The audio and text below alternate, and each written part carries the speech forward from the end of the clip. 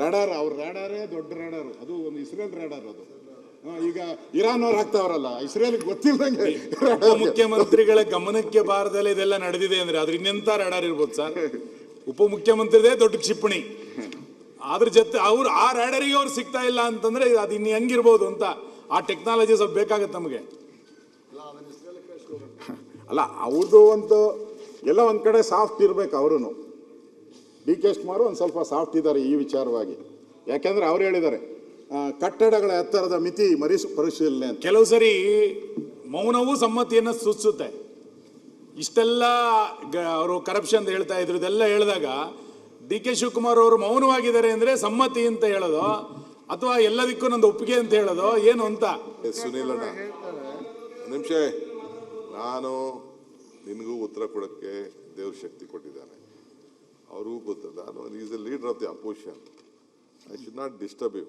Reply ಕೊಡೋಕೆ ಕೊಡ್ತೀನಿ. ಏನು ಮಧ್ಯ ಎದ್ದು ನಿಂತ್ಕೊಂಡು ಮಾತಾಡಿದ್ರೆ ಇನ್ನು ಲೀಡರ್ ಆಫ್ ದಿ ಅಪೋಸಿಷನ್ ಮಾತಾಡೋದು ಸುಮ್ಮನೆ ಡಿಸ್ಟರ್ಬ್ ಮಾಡೋದು ಬೇಡ. ಕೊಡ್ತೀನಿ, ಬೇಕಾದ್ರೆ ಒಂದೊಂದು ಪಾಯಿಂಟ್ಗೂ ಉತ್ತರ ಕೊಡೋಕ್ಕೆ ನನಗೇನು ಪೇಪರ್ ಏನು ಬೇಡ.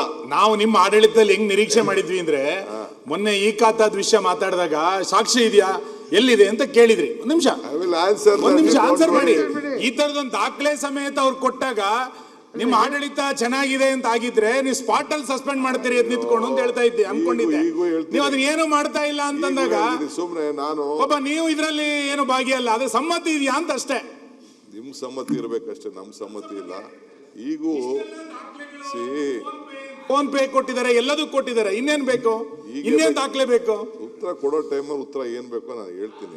ಈಗ ಯಾಕೆ ಸುಮ್ಮನೆ ಬೇಕಾದ್ರೆ ಡಿಸ್ಟರ್ಬ್ ಮಾಡುವಂತ ಅಂದ್ರೆ ಎಲ್ಲರೂ, ನಾನೊಬ್ನೇ ಅಲ್ಲ, ಇಲ್ಲಿ ಇರೋರೆಲ್ಲ ಎದ್ದು ನಿಂತ್ಕೋತಾರೆ, ಆಲ್ ಬೇಕಾದ್ರೆ ಎದ್ದು ನಿಂತ್ಕೋತಾರೆ. ನಾನು ಸುಮ್ಮನೆ ಮಾತಾಡಕ್ ಬಿಟ್ಟಿದ್ದೀನಿ. ಸುಮ್ಮನೆ ಇವತ್ತು ಅವ್ರನ್ನ ನಿಲ್ಸ್ಕೊಳ್ಳಿ, ಅವ್ರನ್ನೆಲ್ಲ ಯಾವಾಗ ಬೇಕು ಅವಾಗ ಎದ್ದು ನಿಲ್ಸ್ಕೊಳ್ಳಿ. ಈ ಆನ್ಸರ್ ಗೆ ನಿಲ್ಸ್ಕೊಳ್ಳೋದು ಬೇಡ ನೀವು.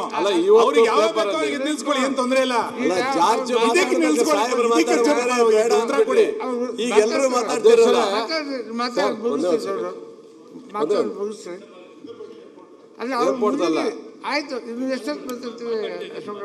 ಅಧ್ಯಕ್ಷರೇ, ನಮ್ದೇನು ಗೊತ್ತಿಲ್ಲ, ಅವರು ಕೇಳ್ತೀನಿ ಅಂತ ಹೇಳಿದ್ದಾರೆ.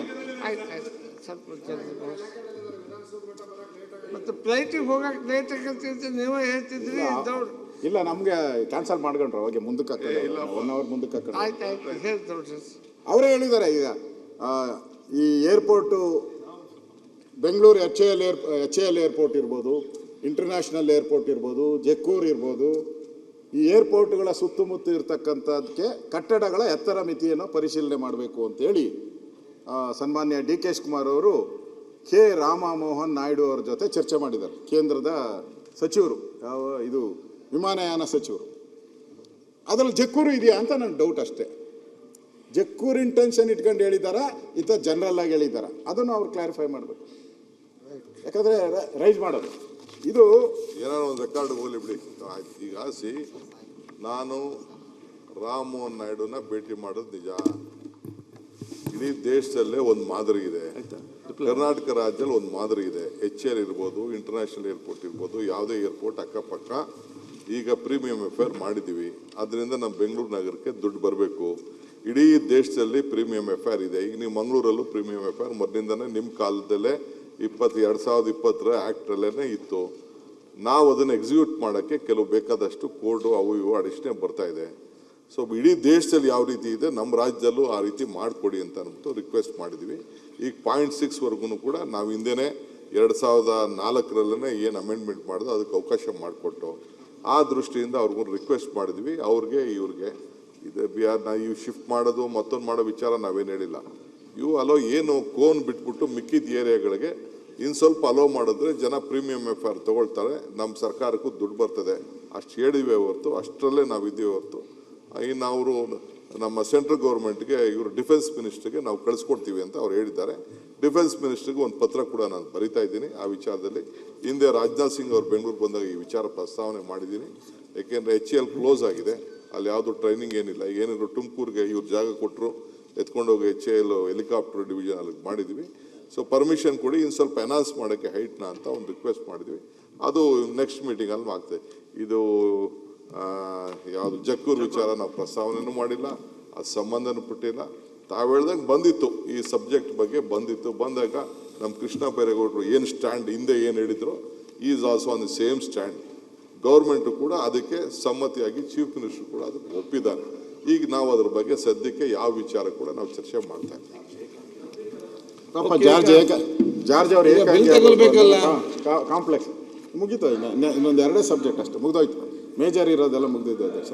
ಇನ್ನೂ ನಡೆಸ್ಬೇಕಲ್ಲ, ನಾಳೆ ಗುರುವಾರದ ಅಲ್ಲ ಬಿಲ್ ಒಂದು ಕ್ಲಿಯರ್ ಅದಕ್ಕೆ ಫ್ಲೈಟ್ ಅಲ್ಲ, ಇದು ಜನ ಏನಾಗಿದ್ದಾರೆ, ಈ ಜಕ್ಕೂರು ಏರೋಡ್ರಮ್ ಉಳಿಸಿ ಅನ್ನುವಂಥ ಒಂದು ಅಭಿಯಾನ ಇದು ಈ ಬೆಂಗಳೂರು. ನಾನು ಅದಕ್ಕೆ ಹೇಳಿದೆ ನಿಮ್ಗೆ, ಬೆಂಗಳೂರು ಒಂದು ಇಡೀ ರಾಜ್ಯದ ಎಂಜಿನ್ ಇದ್ದಂಗೆ, ಇದು ಹಣ ಕೊಡೋ ಎಂಜಿನ್ ಇದ್ದಂಗೆ. ಇಲ್ಲಿ ಬದುಕುವಂಥ ಜನಕ್ಕೂ ಇಲ್ಲಿರೋ MLAಗಳೆಲ್ಲರದು ಮನೆ ಇದೆ ಇಲ್ಲೇ, ಎಲ್ಲ ಇಲ್ಲೇ ಇರೋದು. ಅದಕ್ಕೆ ಅವ್ರಿಗೂ ಇಂಪಾರ್ಟೆಂಟ್, ಎಲ್ಲರಿಗೂ ಕೂಡ ಇಂಪಾರ್ಟೆಂಟ್. ಬೆಂಗಳೂರು ಉಳಿದ್ರೆ ಎಲ್ಲರೂ ಉಳಿತಾರೆ. ಅದಕ್ಕೋಸ್ಕರ ಈಗ ಒಂದು ಅಭಿಯಾನ ಶುರುವಾಗಿದೆ, ಜಕ್ಕೂರು ಏರೋಡ್ರಮ್ ಉಳಿಸಿ ಅಂತೇಳಿ.